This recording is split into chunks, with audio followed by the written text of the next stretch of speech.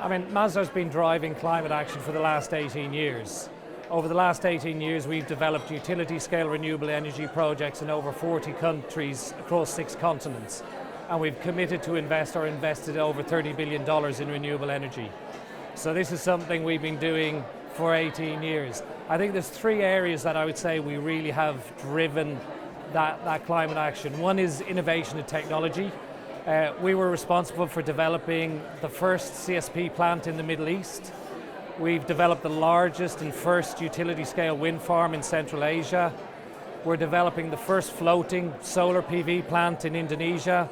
We've developed the first floating utility-scale floating offshore wind farm in the UK, and I could go on. We're also heavily invested in battery storage technology, having recently acquired a company called Arlington in the UK. So investing in new innovative technologies and allowing those technologies to scale up is one key area in which we have driven forward climate change.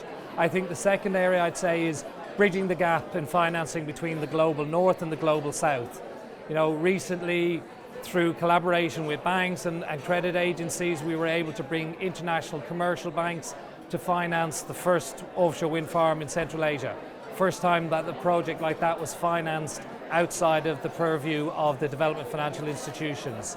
And our recent green bond issuance, our inaugural green bond issuance, has attracted institutional capital from around the globe, and all of the proceeds of that bond issuance go to the development of new renewable energy projects, predominantly in emerging economies and developing markets.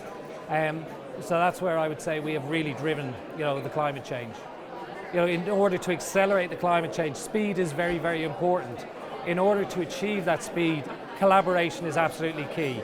I'm a firm believer that you need to get the governments, the financial institutions, the regulators, and developers like ourselves in the room together so that you can put in place, and no pun intended, a sustainable framework.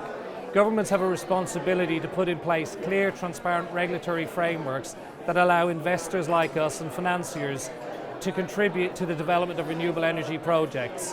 But they can only do that if we're in the room with them, if we're collaborating with them, and if everybody is making sure that the risk allocation across all parties is appropriate. Risk should sit with those who are best positioned to manage that risk. And the only way you achieve that is through a collaborative dialogue.